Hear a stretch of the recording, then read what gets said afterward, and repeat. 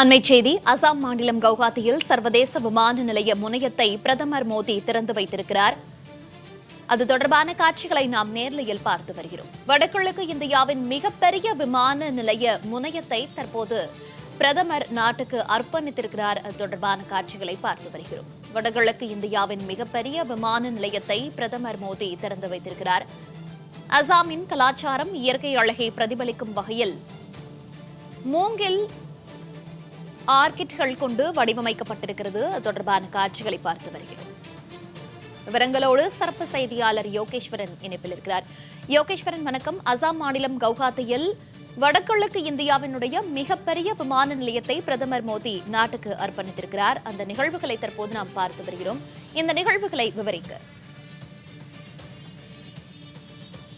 இந்தியாவினுடைய ஒரு பங்காக இருக்கக்கூடிய வடகிழக்கு மாநிலங்களை இந்தியாவினுடைய பிற பகுதிகளோடு இணைக்கக்கூடிய நடவடிக்கையை 2019ஆம் ஆண்டு மத்திய அரசு தொடங்குகிறது. குறிப்பாக ரயில் நிலையங்கள், உயர்மட்ட ரயில் கோபுரங்கள் அமைக்கப்பட்டு, பாலங்கள் அமைக்கப்பட்டு, அதன் வழியாக ரயில் நிலையங்களை அமைப்பது, விமான நிலையங்களை திறப்பது, இப்படியான நடவடிக்கைகளை மத்திய விமான போக்குவரத்து துறை அமைச்சகம் மற்றும் மத்திய ரயில்வே அமைச்சகம் மேற்கொண்டு வந்தது. இதன் ஒரு பகுதியாக தான் அசாம் மாநிலத்தினுடைய கவுஹாத்தியில கிட்டத்தட்ட 4000 கோடி ரூபாய்க்கு கட்டப்பட்டிருக்கக்கூடிய புதிய விமான நிலையத்தினுடைய முனையத்தை பிரதமர் நரேந்திர மோடி சற்று நேரத்திற்கு முன்பாக திறந்து வைத்தார். இந்த புதிய விமான நிலையத்திற்கு லோக்பிரியா கோபிநாத் பார்க் டோலாய் சர்வதேச விமான நிலையம் என பெயர் வைத்து அந்த விமான நிலையத்தை சற்று நேரத்திற்கு முன்பாக பிரதமர் நரேந்திர மோடி திறந்து வைத்திருக்கார்.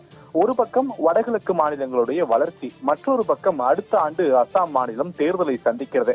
தமிழ்நாடு உள்ளிட்ட 5 மாநிலங்கள் மற்றும் யூனியன் பிரதேசங்களுக்கு 2026 சட்டமன்ற தேர்தல் நடைபெற உள்ள நிலையில வடகிழக்கு மாநிலமான அசாமும் இதில் ஒன்றாக இருக்கிறது. அசாமிற்கு இந்த விமான நிலையம் மட்டுமல்லாமல் 2 நாள் பயணங்களாக சென்றக்கூடிய பிரதமர் நரேந்திர மோடி இன்னும் ஏராளமான பல்வேறு திட்டங்களை தொடங்கி வைக்க இருக்கிறார். அதற்கு முன்னதாக தான் தற்போது அசாம் மாநிலம் கவுஹாத்தியில தற்போது இந்த விமான நிலையம் என்பது திறந்து வைக்கப்பட்டிருக்கிறது. 2 நாள் பயணமாக மேற்கு வங்க மாநிலத்திலிருந்து அசாம் சென்றிருக்கக்கூடிய பிரதமர் நரேந்திர மோடி சற்று நேரத்திற்கு முன்பாக இந்த விமான நிலையத்தை திறந்து வைத்திருக்கிறார். 2வது நாளாக நாளைய தினத்தில் பல்வேறு முக்கியமான நிகழ்ச்சிகளுக்கு திட்டமிடப்பட்டிருக்கிறது. அதற்கு முன்னதாக இன்று திறக்கப்பட்டிருக்கக்கூடிய இந்த விமான நிலையம் என்பது 1.4 லட்சம் சதுர மீட்டர் பரப்பளவுல ஆண்டுக்கு 1.3 கோடி பயணிகளை கையாளக்கூடிய வகையில வடிவமைக்கப்பட்டிருக்கிறது. மத்திய விமான போக்குவரத்து துறை அமைச்சகம் வழங்கக்கூடிய தகவல் அடிப்படையில் வடகிழக்கு மாநிலங்களுடைய ஒட்டுமொத்த மக்கள் தொகை தேவைக்கு ஏற்ப விமான போக்குவரத்தை விரிவாக்கம் செய்யக்கூடிய வகையில தான் இந்த விமான நிலையம் அமைக்கப்பட்டிருக்கிறது. அதிலும் வடகிழக்கு மாநிலங்களுடைய பாரம்பரியத்தை பிரதிபலிக்கக்கூடிய வகையிலான கட்டுமானங்களை தான் இந்த புதிய விமான நிலையத்திற்கு பயன்படுத்தி இருக்கிறோம் என்று மத்திய விமான போக்குவரத்து துறை அமைச்சகம் தெரிவித்திருக்கிறது.